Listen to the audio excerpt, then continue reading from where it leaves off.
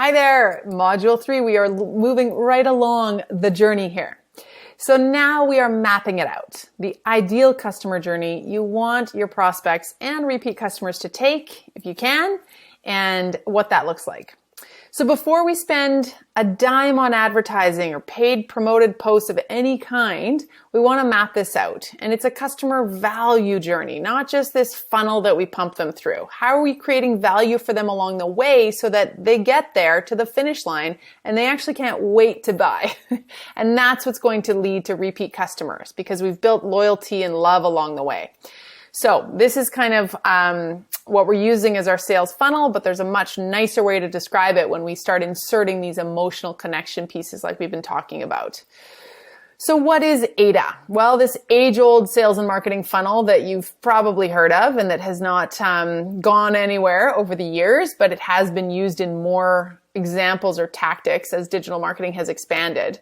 But what it looks like is this top of funnel sort of broad reach awareness to strangers. We call them cold audiences, and it's necessary. That's your top of funnel where you're always dumping new leads into the bucket. We've all heard the realtor adage of, constantly making connections and networking with 1,000 new leads that'll lead to 100 follow-up phone calls that'll lead to 10 customers and 1 sale. Prospecting, filling your bucket, out there advertising to strangers, and then moving them down the funnel to where they're going to take action and check out, purchase, subscribe, whatever your goal or your conversion is. I love thinking about it on a sideways journey as opposed to a upside down funnel because it's just a little friendlier and it makes more sense in terms of what we're talking about with the emotional pieces and content points along the way. So if you turn it sideways, same tactics apply or same buckets: attention, interest, desire, action. Sometimes D is considered decision. No big deal. In other ways, it can be a loop. And in this case, we're looking at a marketing technology cycle or the MarTech pieces that this investor company is using called kurtosis. And it starts up with create and it goes counterclockwise into attract, engage, analyze, retain, and then probably repeat. If they can retain, wonderful. And they're showcasing the tools they use along the way. But I love those categories. Similar to our AIDA funnel, they are the important places and spaces that their content and their marketing and sales efforts fill in order to get their prospects to the finish. So we can define it by our audience. As I mentioned, top of funnel, also known as TOF in some circles, down to BOF.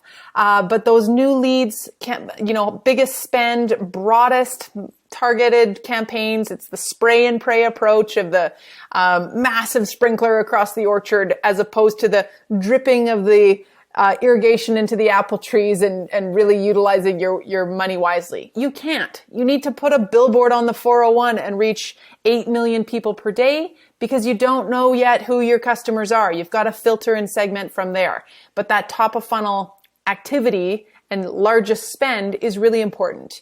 In our ad classes, we talk about how these campaigns are always on. They're necessary.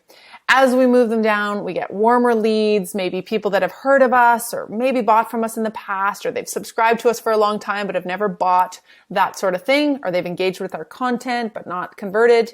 And then we get them down into being a hot lead, which we would consider someone who's a client or a customer or a repeat customer or a member, fan, whatever. So we can look at it also as touchpoint defined. And I love this version because, again, it really fits well with the content side of things, which we love around here at Social School.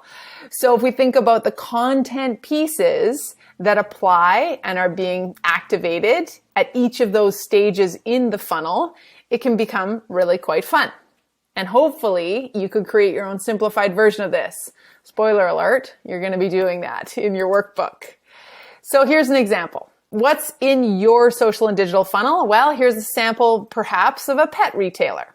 Maybe at the top of funnel, some of their marketing tactics or content platforms include YouTube, Facebook, and Instagram. They're creating ongoing, entertaining, educational videos. They're behind the scenes. They're doing did you knows, how-tos, Q&As, whatever it is that can be broad audience targeted for more people to become aware of them, grow their reach, and hopefully move people into that next stage.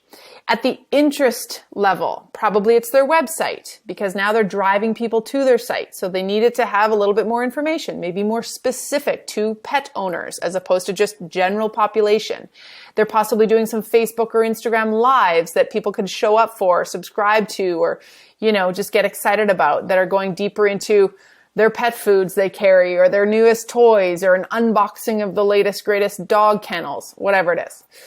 And then decision and desire. This comes maybe from their e-newsletter, where those active subscribers can't wait to open, or at least they're paying attention to what's being stated on an ongoing basis. And this is where we're meeting the trainers, or we're meeting the dogs and the pups and the new animals that are coming into the pet retailer and available for adoption, or whatever it is.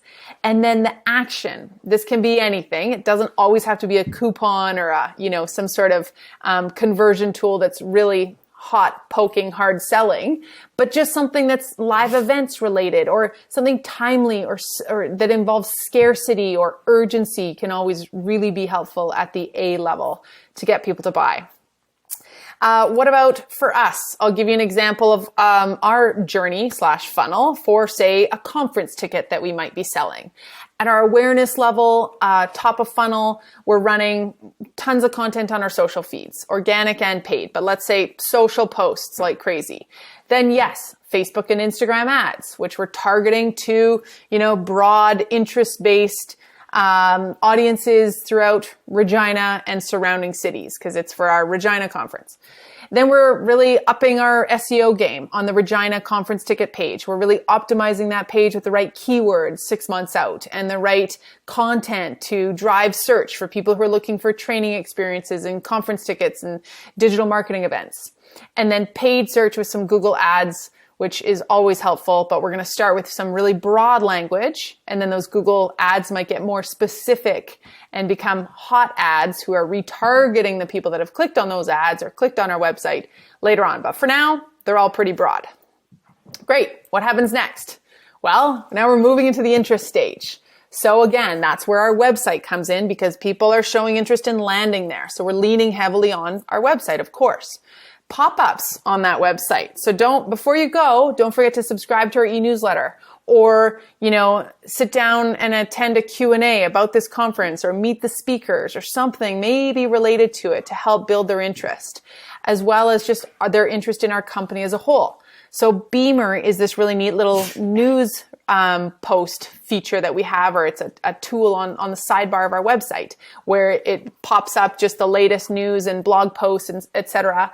to give people little teasers about who we are.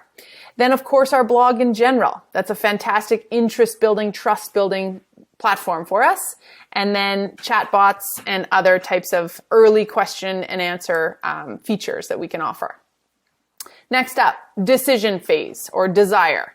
Well, awesome. Let's create a quiz. We decided because, in fact, in this case, it's Social Winnipeg. People didn't have enough understanding of what conference ticket to buy. Do I buy the 3-day, the 4-day, the 6-day, the workshop, or the conference, digital or social? Well, let's do a little quiz and we'll spit you out your horoscope of what you need. And that was a really great decision-making tool that got them exactly the info they needed and across the finish line. Our e-newsletter, which is targeted and tailored just to that audience in Winnipeg of past buyers, subscribers in that region, postal code targeted, etc. Video content at this stage with speakers doing intros and exciting, teasers of what they're going to talk about. Free resources. So download a free worksheet before you come. Q&As about test your knowledge and skills of your current marketing department or whatever it is. And then remarketing and retargeting ads that were targeted to people who had been on our website in the previous stage, engaged with a specific ad, attended in past, and now we're running these warm and hot ads that obviously are a little bit more pointed and direct in their language.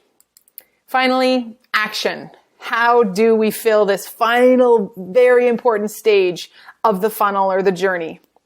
Live support. We're here. You got questions? Let's get you there. If you are landing on our website, you're on that conference ticket page, you're ready to buy, or you're calling our 1-800 number, it is our sale to lose at that stage. So absolutely, we need to allocate the right amount of resources to a live chat, or to, a chat bot that we respond to within 24 hours, or email support, or whatever it is, because we're crazy not to. We're not just going to keep dabbling in this top of funnel reach organic content stuff when we have people ready to buy that just need to ask one final question or get us to finally convince them. You know how it is. You're there, but you just want to talk to someone. I read that at least once a week in our inbox. I know what I want to buy. I'm ready to take a program, but I just want to talk to someone first. Okay, no problem. But whatever you need, we are here for you. Of course we are. You get it. There's probably the similar type of thing in your own business. Promo codes, incentives, calls to actions, and then those hot conversion ads that'll get them across the finish line, utilizing testimonials, again, past content, video, just all the juiciest stuff that we've got that we save for the end. So I hope that helps. And you're not quite at the point yet in your workbook where you're going to be mapping out your own touch points. But if you want to fast forward and take a look at that now, by all means, please do. Otherwise, I will see you in module 4, where we'll look at your physical and digital touch points and how we can best optimize those for top performance.